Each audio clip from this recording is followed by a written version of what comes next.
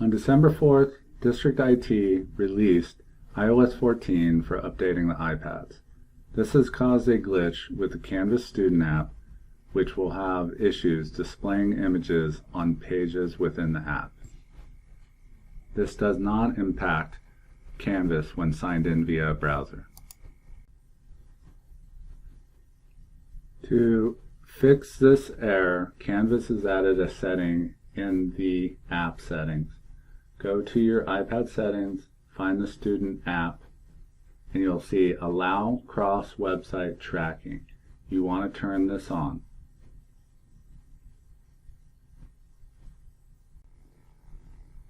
Now, when you load the Canvas Student app and go into your course, all the images should display correctly.